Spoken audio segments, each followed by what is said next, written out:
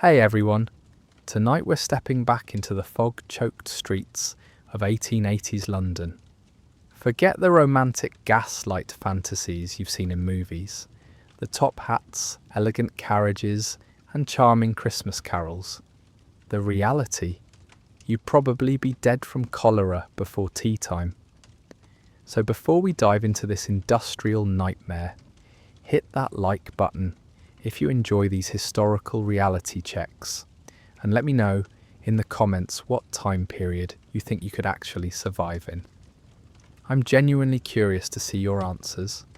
Now settle in, maybe grab some clean water while you still can, and let's journey back to when London was the world's largest city and also one of its deadliest. Chapter 1. Welcome to Hell's Kitchen. Congratulations, you've just woken up in Victorian London, 1885. The good news? You're alive. The bad news? That might not last long. Your bed is a straw mattress in a cramped tenement room that you share with 3 families you've never met. The walls are so thin you can hear Mrs. Pemberton hacking up her lungs next door. That's consumption, by the way, and it's contagious. Your pillow is a bag stuffed with wood shavings that smells like the sawmill it came from, assuming you're lucky enough to have one. The first thing that hits you isn't the cold, though the room is freezing because coal costs money you don't have. It's the smell. Imagine rotten eggs mixed with sewage, factory smoke, and something that might be a dead cat. That's just Tuesday morning in London. You stumble toward the window, hoping for fresh air, but there's no such thing here. What you get instead is a view of the Thames, which isn't a river anymore. It's an open sewer.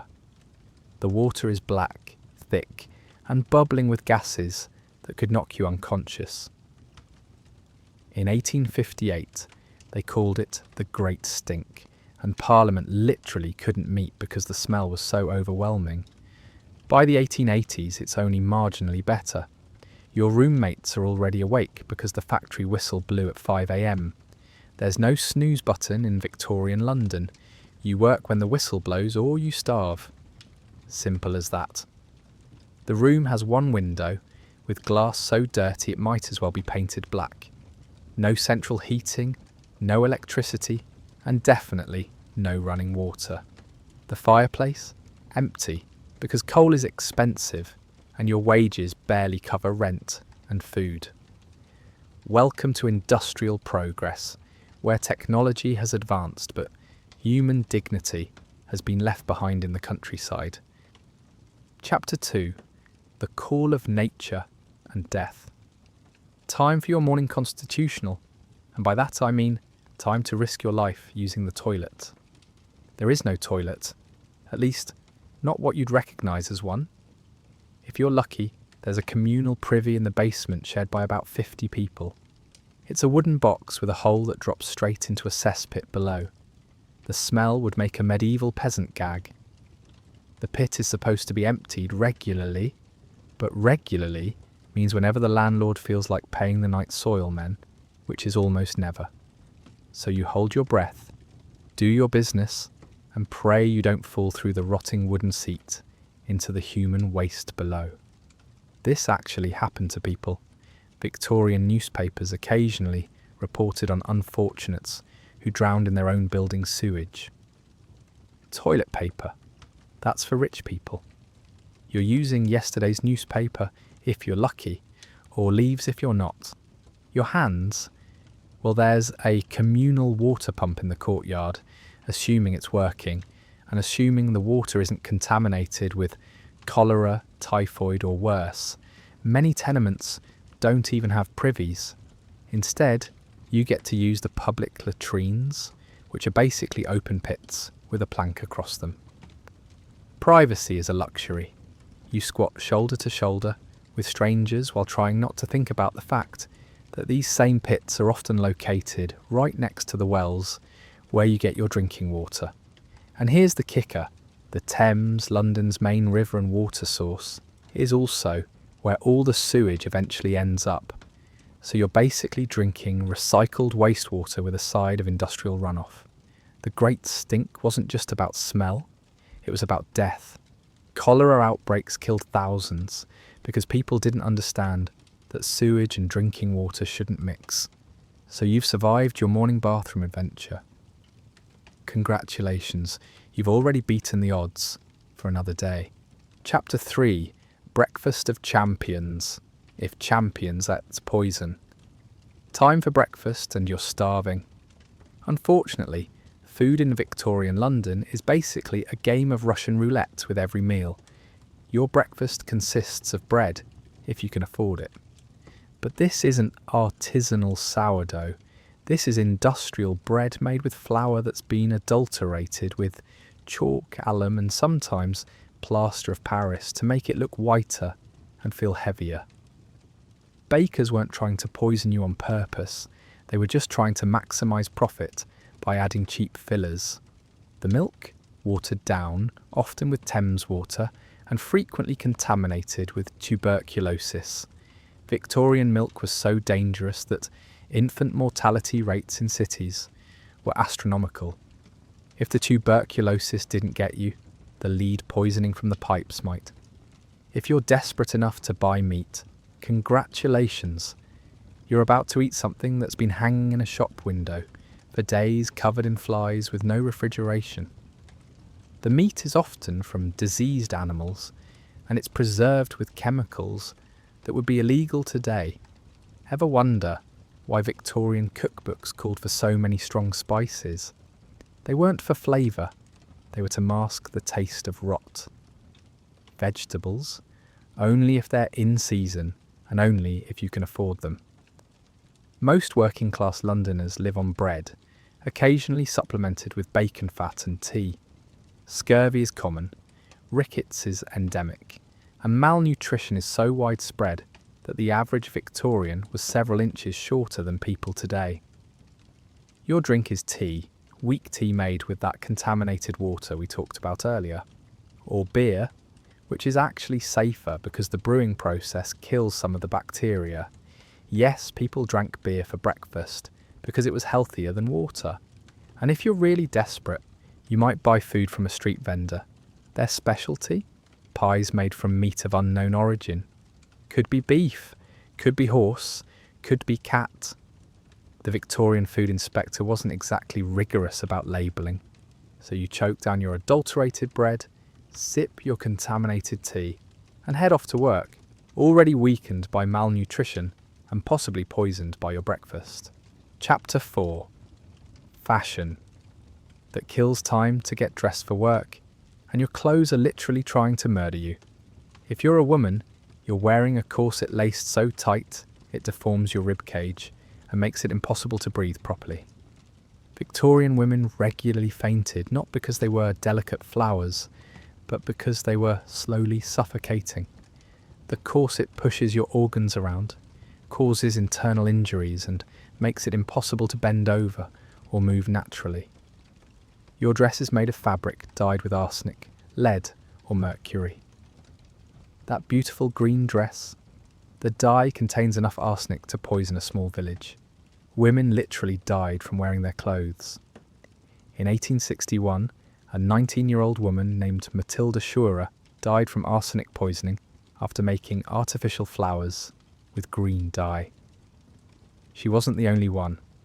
If you're a man, your clothes are marginally less deadly, but no less uncomfortable. Your shirt collar is so high and stiff it could decapitate you if you turn your head too quickly. Your wool coat is heavy, never washed, and probably infested with lice. Everyone's clothes are darks and black, brown, or grey, not because of fashion, but because of the soot. London air is so thick with coal smoke that light-coloured clothing turns black within hours. You're not making a fashion statement, you're admitting defeat to industrial pollution. Your shoes, leather so poorly made they'll fall apart in the rain, which happens constantly. Waterproofing hasn't been invented yet, so you're walking around in wet, rotting leather that gives you foot infections. And bathing? That's a monthly activity at best. Most people just change their underclothes and hope the smell doesn't get too bad. Soap is expensive. Hot water is a luxury. and privacy doesn't exist. So you're dressed in toxic, uncomfortable clothes that mark you as working class, and you smell like a combination of unwashed human, industrial chemicals, and whatever you stepped in on the street. Chapter 5. Work will set you free, or kill you. Time for work. And if you thought your morning was bad, your job is about to make you nostalgic for contaminated breakfast. If you're working in a factory, congratulations. You're about to spend 14 hours a day in conditions that would violate every safety regulation ever written. The air is thick with cotton fibres, metal dust, or chemical fumes depending on what you're making. Lung disease isn't a possibility, it's an inevitability. The machines have no safety guards. Workers regularly lose fingers, hands, or get scalped when their hair gets caught in the machinery. There's no workers' compensation, no safety training, and definitely no unions to protect you. If you get injured, you get fired. If you die, they just hire someone else. Children as young as 5 work in these factories, crawling under moving machinery to collect cotton fibres or operating dangerous equipment. The mortality rate for child workers is staggering, but nobody talks about it because dead children don't generate profit. Maybe you're working in a match factory, making the matches that light Victorian London. The phosphorus used in the matches causes phossy jaw, a condition where your jawbone literally rots away while you're still alive. Your jaw glows in the dark before it kills you. Factory owners knew about this but kept using white phosphorus because it was cheap. Or perhaps you're in a chemical plant, making the dyes that colour Victorian clothing. You're working with mercury, arsenic and lead without any protective equipment. Poisoning is so common that workers just accept it as part of the job. The life expectancy for chemical workers is about 35 years. The workday starts at dawn and ends at dusk, 6 days a week. There are no breaks except for a brief lunch period where you eat your contaminated food in the same toxic environment where you work. And your wages? Barely enough to pay for your shared room and poisoned food. You're trapped in a cycle of poverty where working is slowly killing you, but not working means starving to death immediately. Victorian work isn't just labour, it's a slow-motion death sentence with a paycheck. Chapter 6. The Weather Underground. Let's talk about London weather, which in Victorian times wasn't just unpleasant, it was apocalyptic. The fog isn't quaint and mysterious like in the movies. It's a toxic yellow-green soup made of coal smoke, factory emissions, and sewage gases. They called it a pea souper because of its colour and thickness. You literally cannot see your hand in front of your face. This isn't water vapour, it's poison gas. The Great Smog events killed thousands of people. In 1873, a fog lasted for days and killed over 700 people in London alone. People wandered lost in their own neighbourhoods, fell into the Thames, or simply collapsed and died from breathing the toxic air. The smoke comes from millions of coal fires heating homes and powering factories. Every chimney in London is belching black smoke 24 hours a day. The air is so thick with soot that buildings turn black within months of being built. White clothing is a fantasy. Everything turns grey or black immediately. And it's not just outside. Indoor air is just as bad because everyone burns coal for heat and cooking. Victorian homes are filled with smoke and fumes. Carbon monoxide poisoning is common, but not well understood, so people just accept that feeling dizzy and nauseous is normal winter behaviour. Rain doesn't clean the air, it just turns the pollution into acid rain that burns your skin and destroys buildings. The rainwater is literally black from all the soot it collects on the way down. Summer isn't any better. Without the fog, you get to experience the full smell of the city, human waste, industrial chemicals, rotting garbage, and death. The heat amplifies everything, creating a miasma that Victorian doctors blamed for spreading disease. They were wrong about the mechanism, but right about the deadliness. So you're either choking on toxic fog or gagging on poisonous air.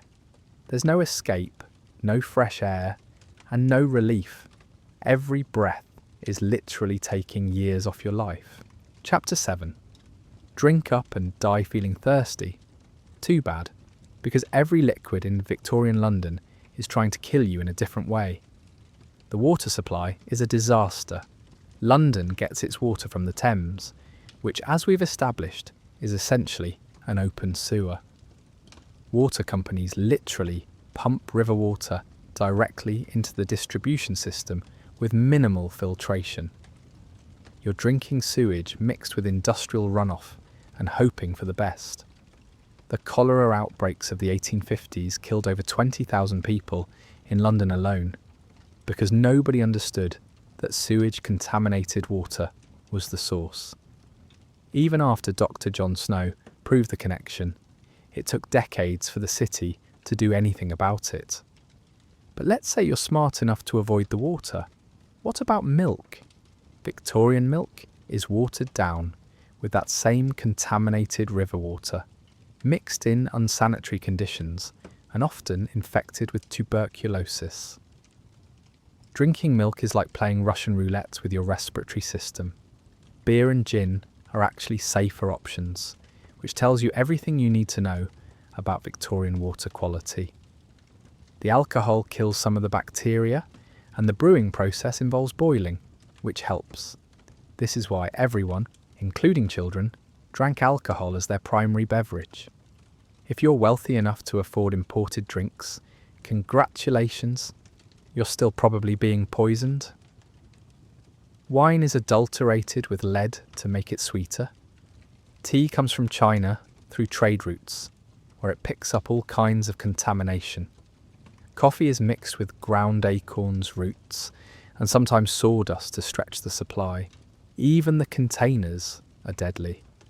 Lead pipes, lead-lined vessels, and pewter cups containing lead make everything more toxic. The wealthy are literally poisoning themselves with their expensive dinnerware. And if you're poor, you're drinking whatever you can afford, which might be water from a public pump that's been contaminated with sewage, or cheap gin that's been mixed with sulfuric acid to give it more bite. So you can die from dehydration, or you can drink something and die from poisoning. Victorian London doesn't offer good options, just different ways to suffer. Chapter 8. Medical care. Feeling sick? Don't worry. Victorian medicine is here to help you die faster and more expensively. Let's start with diagnosis. Victorian doctors believe that illness is caused by miasma, bad air that carries disease. They're completely wrong about germ theory, which won't be widely accepted for another few decades. So their treatments are based on fundamentally incorrect understanding of how disease works. Got a fever? Time for bloodletting? Doctors will cut you open and drain your blood because they believe illness is caused by having too much of it. This weakens your immune system exactly when you need it most. Many patients die from the cure rather than the original illness. Feeling depressed or anxious? You might be suffering from hysteria, which doctors believe is caused by your uterus wandering around your body. The treatment involves everything from cold water baths to surgical removal of your ovaries. For men, similar symptoms are treated with mercury, which causes brain damage and death. Surgery? There's no anaesthesia for most procedures, and definitely no understanding of germs. Surgeons operate in their street clothes, with dirty instruments, in unsanitized rooms. The survival rate for major surgery is about 50%, and that's if you're lucky. Painkillers are opium-based and highly addictive. Victorian England has a massive opium problem because it's prescribed for everything from headaches to childbirth. Addiction is considered a moral failing rather than a medical condition. Hospitals are basically places where poor people go to die. They're overcrowded, unsanitary, and staffed by people with no medical training. Cross-infection is rampant because nobody understands how diseases spread. And if you're a woman, good luck. Victorian medicine considers women inherently sick and unstable. Any assertiveness or intelligence is diagnosed as hysteria. Any physical complaint is attributed to your reproductive system. You're basically considered a walking medical problem. Even childbirth, a natural process, has a mortality rate of about 1 in 200 for mothers and much higher for infants. Doctors don't wash their hands between patients, so puerperal fever kills thousands of new mothers every year. Victorian medicine is so bad that you're often better off suffering at home than seeking professional help. Chapter 9. Dinner and Death. Evening falls and it's time for your main meal of the day. Unfortunately, Victorian dinner is just another opportunity for food poisoning, malnutrition, or accidental poisoning. If you're working class, dinner is more bread, possibly with a bit of bacon fat or margarine if you're having a good week. Vegetables are a luxury, meat is a dream, and a balanced meal is completely unknown. You're slowly starving on a diet of carbohydrates and very little else. The cooking facilities are minimal, maybe a small coal fire that fills your room with smoke. No refrigeration means any food you buy has to be eaten immediately, or it goes bad. In summer, food spoils within hours. In winter, it might last a day or two if you're lucky. If you can afford meat, it's probably from an animal that died of disease. Victorian slaughterhouses are unregulated nightmares where sick animals are processed alongside healthy ones. Meat inspection doesn't exist, so you're buying mystery protein and hoping it doesn't kill you. The wealthy aren't much better off. Their food is adulterated too, just with more expensive poisons. Candy coloured with lead-based dyes, pickles made with copper to keep them green, wine sweetened with lead compounds, butter mixed with arsenic to preserve it longer. Food vendors roam the streets, selling pies of unknown origin, milk from diseased cows, and fruits that have been sitting in polluted air for days. Street food is cheap but potentially deadly. The penny pie might contain beef, or it might contain rat. You won't know until you're already sick. Even tea, the quintessential British beverage, is dangerous. Tea leaves are often mixed with dried and ground up used tea leaves that have been coloured with poisonous dyes. You might be drinking mostly fake tea without knowing it. And the water you're cooking with, still the same contaminated Thames water that's been poisoning Londoners all day. So dinner isn't nourishment. It's another roll of the dice in Victorian London's ongoing game of, will this meal kill me? Chapter 10. Religion and Damnation. As evening falls, it's time to confront your spiritual needs in a world that seems designed by a malevolent deity. Victorian London is deeply religious, which would be comforting if the religion weren't as harsh and punitive as everything else in your life. The government used the church to cover up the horrific things they were doing. If you're poor, which you almost certainly are, the church tells you it's because you're sinful. If you're sick, it's because God is testing you. If your children die, which they probably will, it's part of God's plan.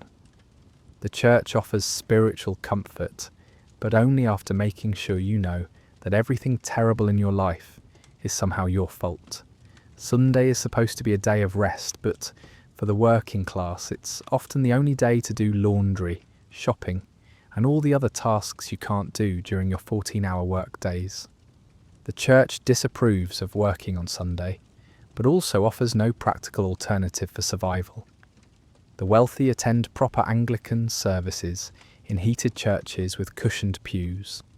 The poor are relegated to mission churches in slums, standing room only, listening to sermons about how their poverty is a spiritual test, while the preacher goes home to a warm house and full dinner. Religious charity exists, but it comes with conditions. You have to prove you're worthy of help, demonstrate proper Christian behaviour, and submit to moral instruction. Soup kitchens feed you, but only after a mandatory sermon about your moral failings. Death is constant in Victorian London, so religion focuses heavily on the afterlife. Funeral practices are elaborate and expensive, pushing families deeper into debt. The wealthy get grand funerals with professional mourners and elaborate hearses. The poor get mass graves and unmarked burials.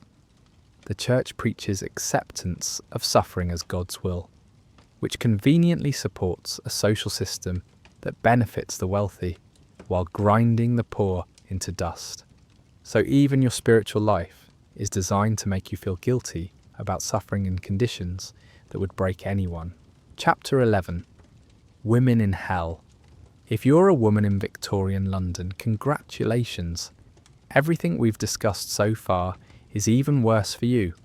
Plus, you get additional forms of oppression designed specifically for your gender. Legally, you barely exist. If you're married, you have no property rights, no right to your own children, and no right to divorce even if your husband beats you daily. If you're single, you're considered a burden on society and treated accordingly. Employment options for women are severely limited and universally exploitative. You might work in a textile factory where you're paid half what men earn for the same work, while being subjected to sexual harassment from supervisors. Or you could be a domestic servant, working 16-hour days for room and board in someone else's house, with no privacy and no protection from your employer's advances. If you're desperate, there's always prostitution, which is both illegal and incredibly dangerous. Victorian London has thousands of prostitutes because there are so few other ways for women to survive independently. You'll face violence from customers, harassment from police, and disease without any medical care. Pregnancy and childbirth are particularly dangerous for working class women. No prenatal care, no pain relief, and often no trained attendant. Many women die in childbirth, leaving their other children orphaned. If you survive childbirth, you're expected to return to work within days, while still recovering. Even your clothes are designed to restrict and harm you. The corset is just the beginning. Victorian women's fashion includes metal hoops, layers of heavy fabric, and shoes that deform your feet. You can't run, climb, or defend yourself effectively while wearing proper Victorian women's clothing. Education for women is considered dangerous to your reproductive health.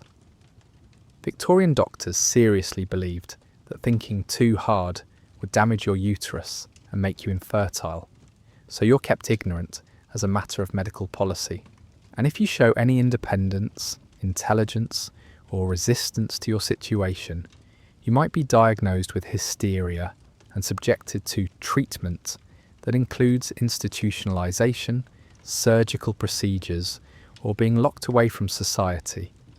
Victorian London doesn't just neglect women, it actively oppresses them while pretending it's for their own good. Chapter 12. Violence as entertainment. Think your day is winding down? Not in Victorian London, where violence is both a constant threat and the primary form of entertainment. Public executions are popular social events. Families pack picnic lunches and bring children to watch people hang. The crowds cheer, vendors sell snacks, and everyone treats it like a festival.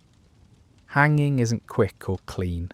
People often strangle slowly while the crowd watches. If you can't make it to an execution, there's always a good street fight. Victorian London has no organised police force for most of this period, so justice is often dispensed by angry mobs. Suspected thieves are beaten to death in the streets, while crowds gather to watch. The working class entertainment district offers bear baiting, dog fighting, and bare-knuckle boxing matches that often end in permanent injury or death. Gambling on violence is one of the few ways poor people can potentially win money, so these events are packed with desperate spectators. Even children's entertainment is violent. Puppet shows feature graphic beatings, fairy tales end with gruesome deaths, and toys include miniature weapons and execution devices. Domestic violence is not only legal, but expected. Husbands are legally allowed to beat their wives and children, and society considers it a private matter. Police won't intervene in family disputes, even when someone is being killed. Crime is rampant because poverty is widespread and law enforcement is minimal. Robbery, assault, and murder are daily occurrences. Walking alone at night is essentially suicide, and walking in groups doesn't guarantee safety either. The justice system is brutal and arbitrary. Minor theft can result in transportation to Australia, which is often a death sentence. Major crimes result in public hanging, often for offences that would be misdemeanours today. Victorian London doesn't just tolerate violence, it celebrates it as entertainment while using it as a tool of social control. Chapter 13. The Final Exit.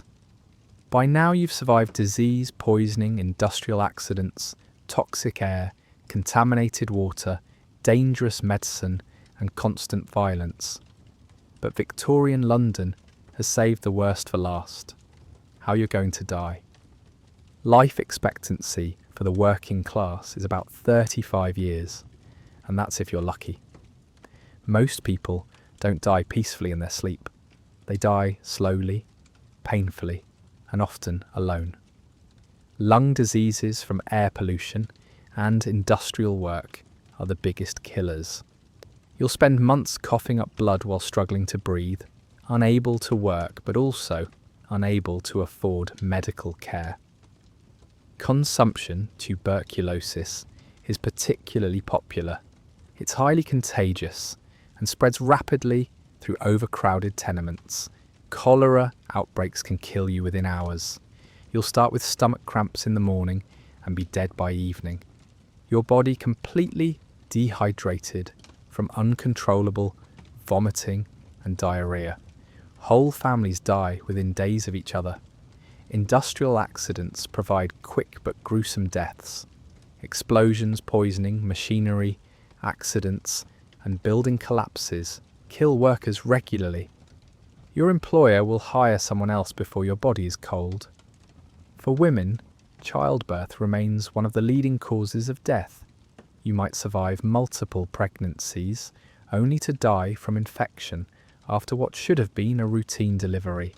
Malnutrition weakens everyone, making any illness potentially fatal. A simple cold can turn into pneumonia when your body has no reserves to fight it. And if disease doesn't get you, violence might. London streets are dangerous, domestic violence is common, and industrial disputes sometimes turn deadly. Even the wealthy aren't safe. Their rich diet and sedentary lifestyle cause heart disease and stroke, while their expensive medicines often contain deadly poisons. When you do die, there's no dignity in it. The poor are buried in mass graves with dozens of other corpses. Your family can't afford a funeral, and your death won't be recorded anywhere that matters. Victorian London isn't just a hard place to live, it's a very easy place to die. Chapter 14. The Victorian Dream. Door dies. So how was your day in Victorian London? You woke up in a contaminated slum, poisoned yourself at breakfast, wore toxic clothing, worked in deadly conditions, breathed poisonous air, drank sewage water, received medical care that made you sicker, ate dinner that might have been rat, and ended the day surrounded by violence and death. Still romanticising the Victorian era. Still think those period dramas look appealing. The truth is that Victorian London, for all its technological advancement and industrial progress, was a nightmare for ordinary people. The same innovations that made Britain wealthy and powerful also created urban hellscapes, where millions lived in conditions that would be considered torture today. The Victorian era gave us railroads, telegraphs, and gaslighting, but it also gave us child labour, industrial pollution, and urban poverty on a scale never before seen in human history. Those elegant ladies and gentlemen in the period dramas represent maybe 5% of the population. Everyone else was struggling to survive in conditions that would horrify a medieval peasant. The good old days weren't good for most people. They were brutal, dangerous, and short. Modern life, for all its problems, is incomparably better than anything our ancestors experienced. So tonight, when you take a hot shower with clean water, eat food that won't poison you, breathe air that won't kill you, and go to sleep in a private room with central heating, remember the millions of Victorians who died so we could learn better ways to live. The past wasn't simpler or better, it was just deadlier. And we're incredibly lucky to live in a time when survival isn't a daily miracle. Victorian London wasn't romantic.